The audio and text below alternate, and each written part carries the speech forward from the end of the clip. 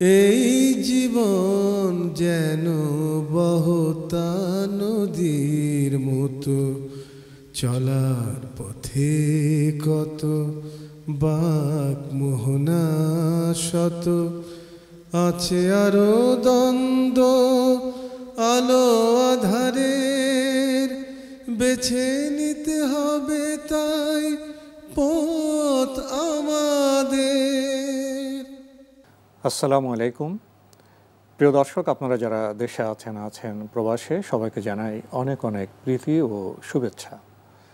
শুরু হলো অ্যান্টিবায়োটিক এবং লাভ হলো নিবেদিত টক শো আলোকপাত। আমাদের আজকের বিষয় মানব জীবনের রিজিক। আপনাদের সাথে আছে আমি জয়নুল আবেদিন আজাদ। আজকের অনুষ্ঠানে আমাদের মাঝে অতিথি হিসেবে উপস্থিত আছেন বিশিষ্ট লেখক ও গবেষক ডক্টর মীর মঞ্জুর মাহমুদ। আসসালামু আলাইকুম আরহামতুল্লাহি ওবারাকাতুহু। প্রিয় দর্শক, রিজিক শব্দটি আমাদের কাছে খুবই পরিচিত। প্রতিদিনই সূর্যোদয়ের সাথে সাথে আমরা রিজিকের অন্বেষণে ঘর থেকে বেরিয়ে যাই। সূর্য প্রজ্জ্বল হওয়ার সাথে সাথে আমরা কর্মে দীপ্ত হই।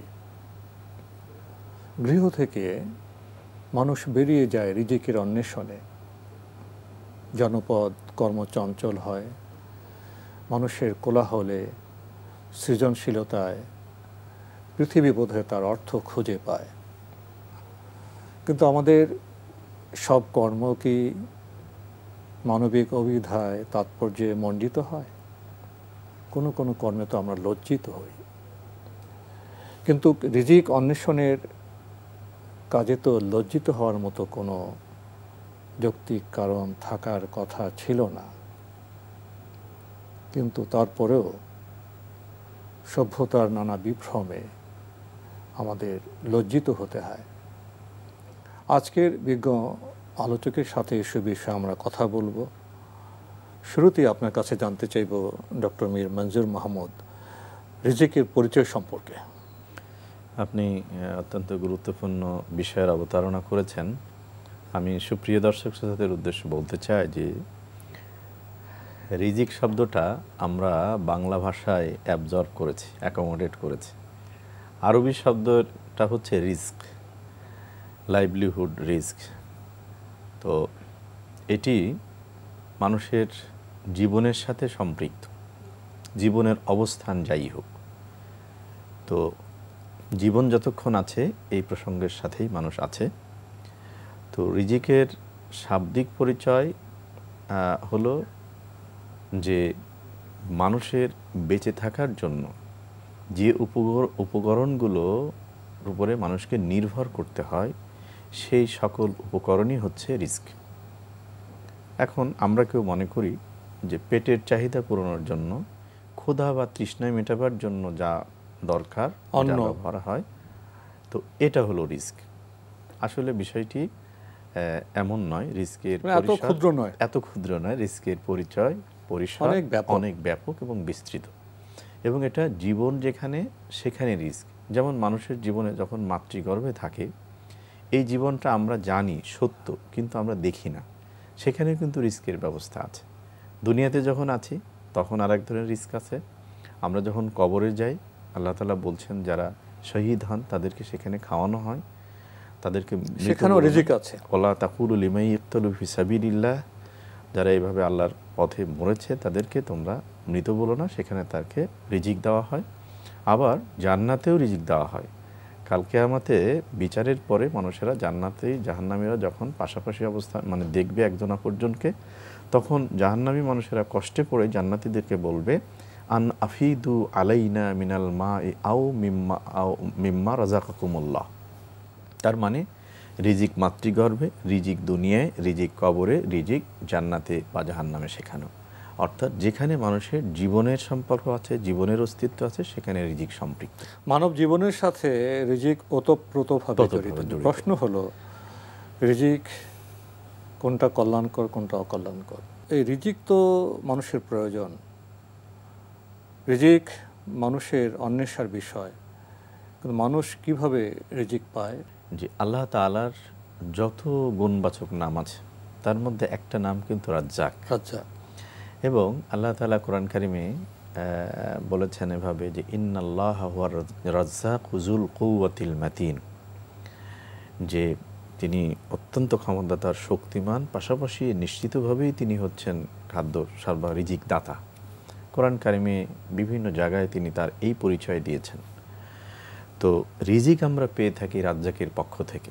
কোরআন কারিম আমাদেরকে বলছে যে অমা মিন দাব্বাতিন ফিল আরদি ইল্লা আলাল্লাহি রিজকুহা, যে পৃথিবীতে জীবন যার আছে তার রিজিক আছে, এবং জীবন যিনি দিয়েছেন তিনি রিজিকও দেন। অর্থাৎ আল্লাহ তাআলা প্রত্যেকটা সৃষ্টির জন্য রিজিকের নিশ্চয়তা বিধান করেছেন, সরবরাহ করেছেন। আচ্ছা, পাখির রিজিক কিভাবে হয়? পাখির তো কোনো আপনার অর্থমন্ত্রী নেই, কোনো বাজেট হয় না, পাখির জন্য রিজিকের কোনো স্ট্রাকচার সেভাবে নেই, কিন্তু এই পাখিগুলো কীভাবে রিজিক অন্বেষণ করে? হ্যাঁ, আসলে এই পাখি রিজিকের সরাসরি উৎসটা নিয়ে আমরা কোরআন মানে হাদিসে খুব মাশহুর হাদিস ওমর রাদিয়াল্লাহু তাআলা আনহু থেকে বর্ণিত হাদিস থেকে আমরা দেখি, তিনি বলছেন যে মানুষেরা যদি আল্লাহর উপরে তাওয়াক্কুল করতে পারে তাহলে তিনি মানুষদেরকে ওইভাবে রিজিক দেবেন যারা ইমানের সাথে আল্লাহর উপর তাওয়াক্কুল করতে পারবে যথাযথভাবে, যথাযথ শব্দ আছে হাক্কান, তাহলে ওইভাবে রিজিক দেবেন যেভাবে আল্লাহ তাআলা পাখিদেরকে রিজিক দেন। এবং ওই হাদিসের মধ্যেই ব্যাখ্যাটা করা হচ্ছে এভাবে যে পাখি কিভাবে রিজিক পায়, সকালবেলা সে ক্ষুধার্ত হয়ে বাসা থেকে বেরিয়ে যায়, খালি পেটে বেরিয়ে যায়, খালি পেটে বেরিয়ে যায়, আর সন্ধ্যাবেলা ভরা পেটে সে ফিরে, ভরা পেটে ফিরে। এবং এখানে বোঝা যায় যে এই পাখি, সাধারণ পাখি, তার রিজিকের অভাব হয় না, তাহলে একজন রাজ্জাক আছেন। জি, অবশ্যই অবশ্যই। আর এটা আল্লাহ তাআলার যে রব্বুল আলামিন, তিনি রুবুবিয়াতের অংশ, পালনবাদী, তিনি পালনবাদের কথা, এবং রুবুবিয়াতের রবের পরিচয় হিসাবে আমরা যদি একটু বুঝতে চাই আমাদের মতো করে, এটা একটা গুণ যে পালন করেন তিনি। রবের তো বিস্তৃত ব্যাখ্যা, অনেক গুণাগুণ। রবের যদি একটা আমাদের বোঝার মতো করে রবের পরিচয় একটু বুঝতে চাই এভাবে, তাহলে কথাটাকে এভাবে বললে আমার মনে হয় সহজ হয়, যে যার যখন যে জিনিস যতটুকু যেভাবে প্রয়োজন তাকে তখন সে জিনিস ততটুকু সেভাবেই দিতে সক্ষম, তিনি হচ্ছেন রব। সেই অর্থে ওই যে অমা মিন দাব্বাতিন ফিল আরদি ইল্লা আলাল্লাহি রিজকুহা, যে পৃথিবীতে বিচরণশীল প্রাণময় এমন কেউ নাই যার রিজিকের দায়িত্ব আল্লাহ তাআলা নেননি। তিনি স্রষ্টা, তিনি রিজিকদাতা। এবং আল্লাহ তাআলার গুণবাচক নামের মধ্যে যে সুন্দর নাম আছে তার মধ্যে একটা হচ্ছে তিনি রাজ্জাক। সেই অর্থে আমরা সবাই যারা মুমিন মানুষ তারা আব্দুর রাজ্জাক। তো আমরা আব্দুর রাজ্জাক, যিনি রাজ্জাক, রিজিকদাতা, আমরা তার বান্দা। কিন্তু মান্না সালোয়া তো এখন আর আবির্ভূত হচ্ছে না। তো মহান আল্লাহ রিজিকদাতা, রিজিকের সিদ্ধান্ত তিনি নেন। এক্ষেত্রে কি মানুষের করণীয় কিছু নেই? অবশ্যই মানুষের করণীয় আছে। যেমন আমরা একটু আগে পাখি রিজিকের ক্ষেত্রে ওমর রাদিয়াল্লাহু তাআলা আনহু যে বর্ণনা করেছেন যে নবী সাল্লাল্লাহু আলাইহি ওয়াসাল্লাম বলেছেন যে মানুষেরা যদি যথাযথভাবে আল্লাহর উপরে তাওয়াক্কুল করতে পারে, তাওয়াক্কুল মানে আমরা জানি যে উটের রশিটা বেঁধে তারপরে তাওয়াক্কুল করতে হবে, যেটা যেন আল্লাহর উপর নির্ভরশীল করতে হবে, কিন্তু তার আগে মানুষ হিসেবে নিজের যেটা যথাকর্ম সেটা সম্পাদন করতে হবে, নিজের দায়িত্ব আগে পালন করতে হবে। যেমন কোরআন কারিমে সূরা জুমার মধ্যে আল্লাহ তাআলা বলছেন যে ফাইদা কুদিয়াতিস সালাত ফান্তাশিরু ফিল আরদ ওয়াবতাগু মিন ফাদলিল্লাহ ওয়াযকুরুল্লাহা কাসীরান লাআল্লাকুম তুফলিহুন, যে সালাত হয়ে গেল, এখন বসে থাকা দরকার নাই, ফান্তাশিরু ফিল আরদ, রিজিক অন্বেষণে বেরিয়ে পৃথিবীতে ছড়িয়ে পড়ো। কিন্তু সেই জায়গায় গিয়ে ওই যে আপনি শুরুতে একটা কথা বলেছেন যে রিজিক আছে, কিন্তু এখানে একটা বিধান রয়েছে, একটা বাগডোর রয়েছে। সেই বাগডোরটা হচ্ছে হালাল এবং হারামের। নবীজি শুনিয়েছেন যে আল হালাল ও বাইয়িনুন আল হারাম ও বাইয়িনুন। রিজিক আছে, যেমন একটি আম হালাল, কিন্তু আমি যদি মালিকের অগোচরে খাই এটা আমার জন্য হারাম। এইরকম পৃথিবীতে অনেক জিনিস আছে সৃষ্টিগতভাবে উপাদানগতভাবে হারাম, আর কিছু আছে উপাদানগতভাবে হালাল কিন্তু প্রক্রিয়াগতভাবে সেটা হারাম হতে পারে। যেমন ধরেন মুরগি, গরু, ছাগল, উট, এগুলো গোশ খাওয়া বৈধ, কিন্তু জবেহের সময় যদি আল্লাহর নাম না নেওয়া হয় তাহলে এটা হারাম হয়ে যায়। অর্থাৎ রিজিক অর্জন এবং ব্যবহারগত পদ্ধতিগত কারণে এটা হারাম হতে পারে। আরেকটা জিনিস আপনাকে একটু আপনার মাধ্যমে বলি, সেটা হলো যে রিজিক আমরা কিন্তু ওই যে বলছিলাম যে রিজিকের ধারণাটা ব্যাপক এবং বিস্তৃত। রিজিক আছে মানুষের বেঁচে থাকার জন্য, যেমন আলো বাতাস, এটা মানুষের বেঁচে থাকার উপকরণ, রিজিক। রিজিক সম্মান মর্যাদা, এটাও রিজিক। সক্ষমতা, সাহস, সৌন্দর্য, কণ্ঠের সুন্দর কণ্ঠ, এই সব কিছুই, মেধা, মনন, যান বাহন, আবাসন, এগুলো রিজিক। সব কিছু, অর্থাৎ মানুষের বেঁচে থাকার জন্য যে জিনিসগুলো আছে, আল্লাহ তাআলা কিন্তু কোরআন কারিমে বলছেন যে তুলিজুল লাইলা ফিন নাহার ওয়া তুখরিজুল হাইয়া মিনাল মাইয়িত ওয়া তুখরিজুল মাইয়িতা মিনাল হাই ওয়া তারযুকু মান তাশাউ বিগায়রি হিসাব। তো এখানে যেমন রাত দিনের একটা আরেকটাকে প্রবিষ্ট করা, জীবিত এবং মৃতকে একটা আরেকটা থেকে পরিণত করা, এগুলো যেমন বলা হলো, তারপরে আল্লাহ বলছেন তারযুকু মান তাশাউ বিগায়রি হিসাব, তিনি রিজিক দিয়ে থাকেন যাকে ইচ্ছা। অর্থাৎ রিজিক বেগায়রে হিসাব মানে হিসাব ছাড়া তিনি দেন, প্রচুর দিয়ে থাকেন, অপরিমেয় দিয়ে থাকেন। তো রিজিক দাতা আল্লাহ তাআলা, রিজিক দেওয়ার প্রক্রিয়া আল্লাহ তাআলার ইচ্ছাধীন, এবং রিজিকের ধরন প্রকৃতিটা হলো কখনো সরাসরি, যেমন আলো বাতাস, সেটা আল্লাহর কাছে সরাসরি। আবার অর্জনযোগ্য রিজিক যেটা, সেই অর্জনযোগ্য রিজিক যেমন আমরা চাকরির মাধ্যমে অর্জন করি, ব্যবসার মাধ্যমে, কৃষির মাধ্যমে, অর্থাৎ পেশা বা বৃত্তির মাধ্যমে আমরা রিজিক অর্জন করতে পারি। সেখানে মানুষের যোগ্যতা, সামর্থ্য, সুযোগ, সক্ষমতার প্রমাণ দিতে হয়। বেছে নিতে হবে তাই পথ আমাদের আজকের বিষয় মানব জীবনের রিজিক। বিরতির আগে আপনি রিজিকের সাথে মানুষের পেশা এবং বৃত্তিকে আপনি যুক্ত করেছিলেন।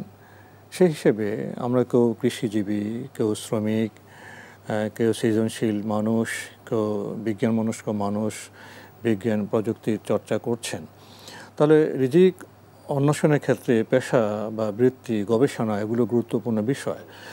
আমরা যে কাজে যতটা অগ্রসর হব, মানুষ তো মানুষকে কর্মের স্বাধীনতা দিয়েছেন, এবং যে যতটা পরিশ্রমী হবে, যতটা কৌশলী হবে, যতটা ধীমান হবে, তার উপর রিজিকের যে আমরা সংখ্যা বলি বা রিজিকের যে আমরা ব্যাপকতা বলি, সেটা নির্ভর করে। তাহলে রিজিক অন্বেষণের ক্ষেত্রে বৃত্তি এবং পেশার চর্চাটা কি খুব গুরুত্বপূর্ণ নয়? রিজিক, আমি একটু আগে বলছিলাম যে রিজিক আসলে সরাসরি আল্লাহ দেন, বৃত্তি বা পেশার মাধ্যমে মানুষ পেয়ে থাকে, মাধ্যমেও পেয়ে থাকে। মাধ্যমে যেমন সমাজের যারা মানে কর্মক্ষমহীন, সামর্থ্যহীন মানুষ, সেই মানুষগুলোকে কিন্তু সমাজের অন্য মানুষের উপরে দায়ভার দিয়ে দেওয়া হয়েছে। সামর্থ্যবানকে বলা হয়েছে তুমি সামর্থ্যহীনের পাশে দাঁড়াও, মানুষের কাছে যাও। নবীজি শোনালেন যে তুমি পেট পুরে খেলে, তোমার প্রতিবেশী অভুক্ত থাকলে তুমি বোঝোনি আমি কি নিয়ে আসছি, অর্থাৎ তুমি প্রকৃত মুমিন না, ইসলামে বিশ্বাস করতে পারোনি। সুতরাং রিজিক সরাসরি বৃত্তি বা পেশার মাধ্যমে, আবার মাধ্যমে আল্লাহ তাআলা দিতে পারেন, সেটা হলো দায়িত্বশীলের মাধ্যমে, সমাজ, রাষ্ট্রের, পরিবারের দায়িত্বশীলের মাধ্যমে রিজিক হতে পারে। কিন্তু একজন স্বাধীন সচেতন মানুষ, তাকে রিজিকের জন্য চেষ্টা করতে হবে। কাসবুল হালালে ফারিদাতুন বাদাল ফারিদা। ইসলাম বলছে যে নামাজ ফরজ, রোজা ফরজ, বাবা মার আনুগত্য করা ফরজ, এই ফরজগুলো যেমন আছে, আল্লাহর সাথে রিলেটেড আছে, তেমনইভাবে হালাল রিজিক অর্জন করাটাও একটা ফরজ কাজ।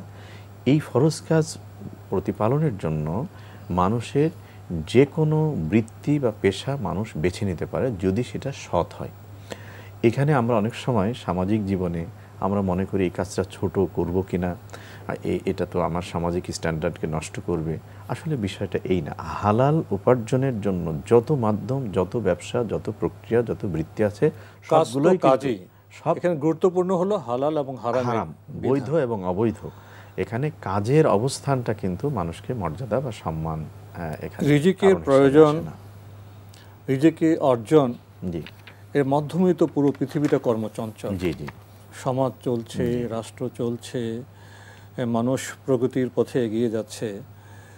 দুটি বিষয়, একটি হলো রিজিকের প্রয়োজন, মৌলিক বিষয়, এবং রিজিকের অন্বেষণ।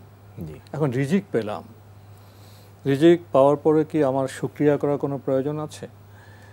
রিজিকের যে মুদ্রা, তার অপর পিঠে কর্তব্য, কর্ম এবং দায়িত্ববোধের কি কোনো বিষয় আছে?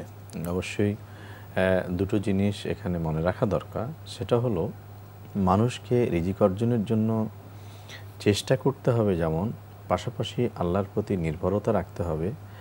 এবং কৃতজ্ঞতার জায়গাটা হলো দুই ধরনের। একটা হচ্ছে যে আল্লাহ তাআলা আমাকে রিজিক অর্জনের যে সুযোগ করে দিয়েছেন, সামর্থ্য দিয়েছেন, সেজন্য আমি আল্লাহর প্রতি কৃতজ্ঞ থাকব, শুকরিয়া জ্ঞাপন করব। পাশাপাশি আমি যেখানে কাজ করছি আমার কর্মক্ষেত্রে, তিনি আমার দায়িত্বশীল হতে পারেন, তিনি আমার ওনার হতে পারেন, বস হতে পারেন, তার আন্তরিকতা, তার সহযোগিতার জন্য আমি কৃতজ্ঞ থাকব। পাশাপাশি কৃতজ্ঞতা, রিজিক অর্জনের ক্ষেত্রে কৃতজ্ঞতার সবচেয়ে বড় দিক যেটা আমরা ভুলে যাই, সেটা হলো নিজ নিজ কর্মক্ষেত্রে সিনসিয়ারিটি, মনোযোগের অভাব আমাদের থাকে। এই জায়গাটায় মনোযোগ দিয়ে, আমার আন্তরিকতা দিয়ে, আমার একনিষ্ঠতা দিয়ে কাজ করার মধ্যে দিয়ে কিন্তু রিজিক অর্জন বা পেশার শুকরিয়া জ্ঞাপন করা হয়। আমরা অনেক সময় কিন্তু প্রতিষ্ঠান বা কোনো দায়িত্বশীলকে আমরা বলতে শুনি যে অসন্তোষ প্রকাশ করতে শুনি তার অধীনস্থের ব্যাপারে, আবার অধীনস্থরা দায়িত্বশীলদের ব্যাপারে, ওনারদের ব্যাপারে অসন্তোষ প্রকাশ করেন। এই জায়গাটাই হলো সিনসিয়ারিটি এবং হকের প্রশ্ন। আমার দায়িত্বের এখানেও একটি যথা আচরণ, ইনসাফ থাকতে হবে। আরেকটি বিষয়, আমি অনেক রিজিক অর্জন করতে সক্ষম হলাম, আল্লাহ আমার রিজিক প্রশস্ত করেছেন। কারণ আমরা পবিত্র কোরআন থেকে একটি বার্তা পাই, মহান আল্লাহ রিজিক প্রশস্ত করেন এবং কখনো সংকীর্ণ করেন। রিজিক প্রশস্ত করার মাধ্যমে তিনি মানুষ থেকে পরীক্ষা নেন, আবার রিজিককে সংকীর্ণ করার মাধ্যমে মানুষ থেকে পরীক্ষা নেন। আমার অনেক রিজিক আছে, তা আমি কি আমার রিজিকের সবটাই নিজেই উপভোগ করব? না, আমার রিজিকের বন্টনের বিষয় আছে, পরিবারের প্রতি, নিকট আত্মীয়ের প্রতি, সমাজের প্রতি, এবং যার রিজিক যত ব্যাপক তার দায়িত্বের পরিসরে ব্যাপক হবে। অনেক মানুষের এতটাই সম্পদ আছে যে তিনি শুধু নিজ সমাজ নয়, রাষ্ট্র নয়, তিনি বিশ্বকেও তার রিজিক দিয়ে তিনি কল্যাণে সমৃদ্ধ করতে পারেন। তো রিজিকের বন্টন এবং দায়িত্বের ক্ষেত্রে কিছু বলবেন? জি, রিজিককে যদি আমি বলি যে আমার অর্থ সম্পদকে যদি আমি রিজিক হিসাবে ধরি, তাহলে দেখুন সব সম্পদশালীর জন্য জাকাতকে আল্লাহ তাআলা ফরজ করেছেন এবং মিনিমামটা বলেছেন, ম্যাক্সিমামটা কিন্তু বলেননি। ইয়াসআলুনাকা আনিল আনফাল, ব্যয় সম্পর্কে কোরআনে বলছে যে মানুষ জানতে চাচ্ছে ব্যয় কি করবে, কুলিল আফাও, তোমার প্রয়োজন একটু দিয়ে দাও। অর্থাৎ মিনিমামটুকু জাকাতের প্রয়োজন মেটাবার পরে বাকিটা তুমি দিয়ে দাও, মানুষের কল্যাণে দাও। সুতরাং প্রত্যেক সম্পদশালীর জন্য বছরে জাকাতের বিধানকে যেমন ফরজ করা হয়েছে, তেমনিভাবে মানুষকে মধ্যপন্থা অবলম্বন করে তার জীবন আচরণে যথেচ্ছাচার মানা করা হয়েছে এবং এই সম্পদকে তার বঞ্চিত মানুষ, আত্মীয় স্বজন, সমাজের জন্য শেয়ার করতে বলা হয়েছে। এবং রিজিক কিন্তু হ্রাসবৃদ্ধি ঘটে। হ্রাসবৃদ্ধিটা আল্লাহ বলছেন এভাবে যে কুল ইন্না রব্বি ইয়াবসুতুর রিজকা লিমান ইয়াশা মিন ইবাদি, আল্লাহ তার বান্দাদের মধ্যে রিজিককে বন্টন করেন এবং ওয়াকদিরু লাহু, তার পরিমাণও তিনি নির্ধারণ করে দেন।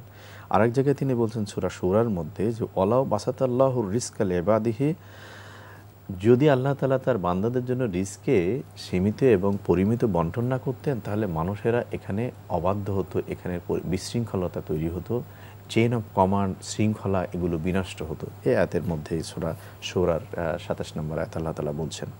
এবং হাদিস শরীফে আমরা দেখতে পারি, বুখারী এবং মুসলিমে হাদিসটি এসছে যে চাই, নবীজি বলছেন যে চাই তার রিজিক বৃদ্ধি হোক, আয়ু বৃদ্ধি হোক, সে যেন আত্মীয়তার সম্পর্ককে রক্ষা করে, খুবই গুরুত্বপূর্ণ রক্ষা করে। আর রিজিক বৃদ্ধির জন্য নবী সাল্লাল্লাহু আলাইহি সাল্লাম এবং কোরআন থেকে এবং সুন্নাহ থেকে আমরা যা পাই, তার মধ্যে কতকগুলো জিনিস করা জরুরি।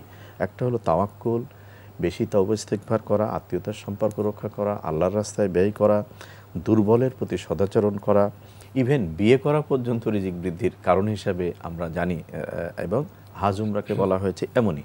ঠিক এর বিপরীতটা করলে রিজিক হ্রাসপ্রাপ্ত হয়, কমে যায়।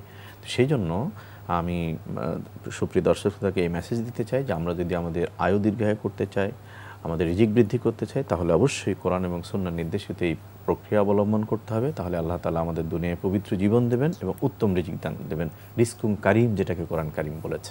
রিজিক এমন একটি বিষয় যেটা বেঁচে থাকতে হলে আমাদের প্রয়োজন।